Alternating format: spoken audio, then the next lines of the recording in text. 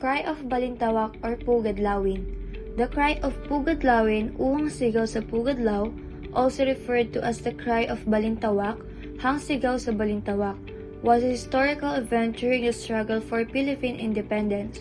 On August 23, 1896, Andres Bonifacio and his comrades from the Katipunan Society tour their sedas in the hills of Balintawak.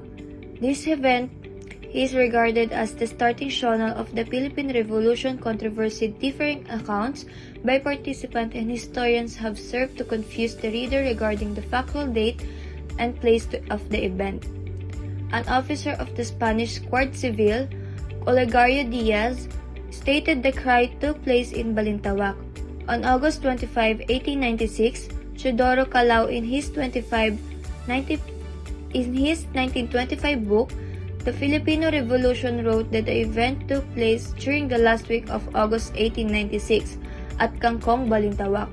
Santiago Alvarez, the son of Mariano Alvarez, the leader of Masdiwang faction in Cavite, stated in 1927 that the cry took place in Behay Toro, now in Quezon City, on August 24, 1896.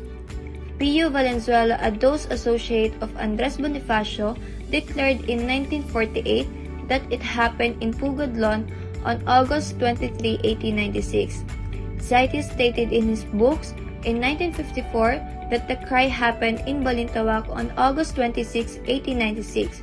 Fellow historian Teodoro Agoncillo reported in 1956 that it took place in Pugadlawin on August 23, 1896. Echoing Pio Valenzuela's statement, accounts by Milagros Guerrero, Emmanuel Encermacion, and Ramon Villegas Dam. The event to have taken place in Tandang Soras Barn in Gold, Barangay Banlat, Quezon City. Lastly, hearing the location of Die Dry in Pugsten, Place Go the Prato bears the date August 23, 1893. The Pact of Biak na Bato, signed on December 14, 1897, created a truce between Spanish colonial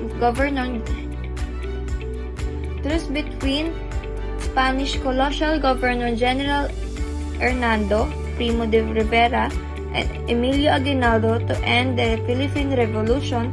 Aguinaldo and his fellow revolutionaries were given amnesty and monetary indemnity by the Spanish government, in return for which the revolutionary government would go involuntary. Gregoria de Jesus, version of the first cry, wife of Andres Bonifacio and known as Lakambini of the Katipunan, mother of the Philippine Revolution. She was born on May 9, 1875 in Caloocan. She began her revolutionary work very young, at the age of 18, and later became the custodian of secret documents, seal and weapons of the Katipunan. She suffered countless privation in the performance of the dangerous task which only women could do undetected by the police. When the revolution was suppressed by the Americans, Gregoria de Jesus returned to peaceful life and married another patriot, Julio Nakpil. Despite of their having a peaceful life, she is still loyal to the ideas of the revolution, which she instilled in the minds of the children. She died on March 15, 1943. According to Pio Valenzuela y Alejandrino, he was born in July 11, 1869 and died in April 6, 1956. He was a Filipino physician and revolutionary leader. At the age of 23, he joined the Society of Katipunan, a movement which sought the independence of the Philippines from Spanish colonial rule and started the Philippine Revolution. Together with Andres Bonifacio and Emilio Jacinto, they formed the secret chamber of the society called Cámara Reina. He took charge of the publication of Ang Kalayaan, Katipunan's first and only official publication. He was the one who tried to convince the exiled Jose Rizal to join the revolutionary movement. Santiago Verata Alvarez, So, he is born on July 25, 1872 at Imus, Cavite. He is an only child of Revolutionary General Mariano Alvarez and Nicolasa Verata. So he lives with his family at Imus, Cavite, and also he is related to Gregoria de Jesus.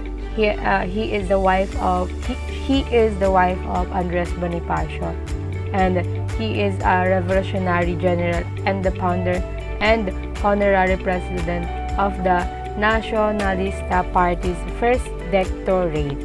So because of his first ferocious, or when I say ferocious, it is heroic and bravery dedication as commander of Cavite's famous battles.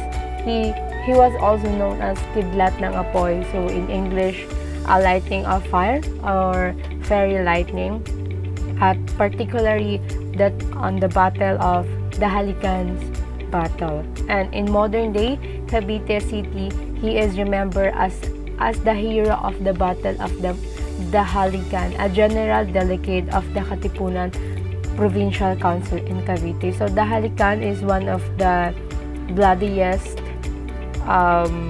battles in the Philippines.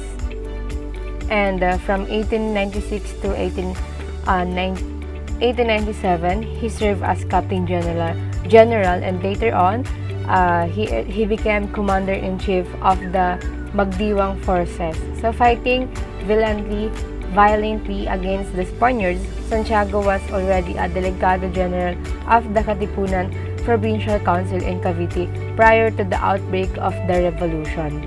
So on August 31, 1896, he and his father Mariano Evarez and cousin General Pascual Evarez liberated Novelata from the Spaniards. So Santiago, a notable combat, demonstrated heroism and bravery in numerous battles throughout Novelata. So particularly in the town of Naik, Maragondon, Begalanes, Tanza, Alfonso, Silang, Imos, and Francisco de Malabon. From November 9 to 11, 1896, Alvarez defeated General Ramon Blanco in the 36-hour Battle of the Halican. So as I said before, it is one of the bloodiest battles of the Philippines Revolution. And despite being marginalized within the ranks of the revolution due to the ascendancy of a rival faction. Historical background of the documents. The first cry in the historical events were the Filipinos stirred their cedula, which for Andres Bonifacio is the sign of slavery of the Filipinos to the Spaniards. This Philippine Revolution of 1896 happened after the secret organization of the Filipino or the Katipunan was exposed to the Spaniards, and the members were trapped and many were imprisoned. With regards to this situation, the Supremo became worried about his comrades and ultimate goal to be compromised. Bonifacio decided to hold a meeting outside the city with the agenda of when to carry out their plan to attack the Spanish government. Contribution and relevance of the document in understanding. These events vitalized the unity of the Filipino people and brought thirst for independence. The cry of the rebellion in Pugadlawin marked the start of the Philippine Revolution in 1896, which eventually led to independence of the country in 1898. The Philippine Revolution awakened a proud sense of nationalism among the Filipinos. The revolution aimed to resist colonialism, and this aim brought together people from different backgrounds. The revolution started in 1896 and was majority against Spanish authorities. It is important for us to know a heroic event that had happened in the history and bravery of Filipinos who achieved to pride our own country. Cry of Balintawak help us to understand how Filipino fight and struggle to free us from an act of slavery that our country has experienced. Cry of Balintawak is the ultimate vision to reach the Philippines' independence. on 1898. The first cry of the rebellion marked as the start of Philippines Revolution in 1996, and that should not be The forgotten. cry of Pukat Lawin marked the start of the Philippine Revolution on 1896, which eventually led to the independence of the Philippines in 1898. These historical events made the Filipinos fight for our freedom and independence, proving themselves worthy to be called a truly free people. This is mainly an act of resolve to break out from the shackless social bondage. The Katipuneros, in amassing those uncertain times, not only shoved their leaders to lead, but also, among themselves, look forward to a changed future through social reforms. This is underlying theme, Pugad Lawin. Is it mainly an act of resolve to break out from the shackles of social bondage? The Katipuneros in massing during those uncertain times not only sought their leaders to lead, but also among themselves looked forward to change the future through social reforms. This is the underlying theme of Pugad Lawin.